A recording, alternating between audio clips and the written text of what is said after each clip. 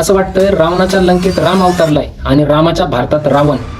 कारण श्रीलंकेतल्या सत्ताधाऱ्यांनी ज्या गोष्टी सामान्य जनतेला सहज भेटत नाही त्या आमदार खासदाराला पण भेटणार नाही असा निर्णय घेतलाय. त्याने त्यांची नैतिक जबाबदारी वाढेल आणि ते जनतेसाठी काम करतील हा त्याच्या मागचा विचार आहे. आपल्या इथं नैतिकता शून्य आहे, जबाबदारी पण शून्य आहे. जनतेच्या जीवावर 2.5 लाख पगार घ्यायचे, 5 कोटी निधी घ्यायचे, तो खर्च करण्याचं बंधन नाही. पेनपासून तर फोनपर्यंत, जेवणापासून राहण्यापर्यंत सगळं फ्री आहे. सहकुटुंब 30,000 किलोमीटर प्रवास फ्री.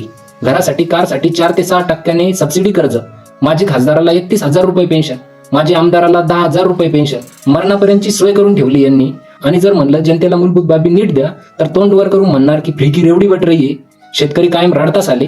वर्षानुवर्ष हजारो करोड रुपयाच्या योजना येत्या आणि ती गरिबी जात का नाही? प्रत्येक जणाला विकास करायचा आहे, तो जनतेचा विकास होत नाही. उद्योजकांचा विकास होतोय, तुमचा विकास होतोय. श्रीलंका हा देश धर्माचा नशा करून बसलाय. वटणीवर आला, आर्थिक दिवाळखोरी माजली होती, मग ध्यानावर आली. धर्माचा नशा जास्त काळ टिकत नाही. सगळे ध्यानावर येतील पण तोपर्यंत खूप नुकसान झालं असं. देशाचे पंतप्रधान 80% हिंदू असणाऱ्या समाजाला स्वतःसारखा कायर समजून घाबरवताय की तुमचा सफाया केला जाणार आहे. और दूसरी तरफ सबका हिसाब लिया जाएगा।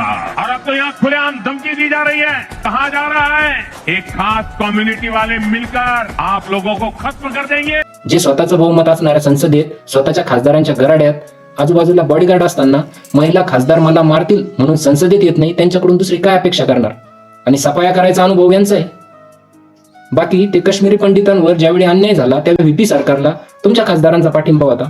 ते जाऊ द्या, 2014 पासून काश्मीरी पंडितांसाठी तुम्ही काय केलं? काश्मीरी फाईल्स मूव्ही प्रमोट करायचं सोडून भटकावणारे मुद्दे आणणार, गडगंज पैसा कमावणार. विजय माल्याला 2019 ला आणणार होते. हो कुठेही गरीब का बच्चा आप तो बोल सच्चा. तर असा कायदा भारतात झाला पाहिजे की नाही? व्यक्त व्हा.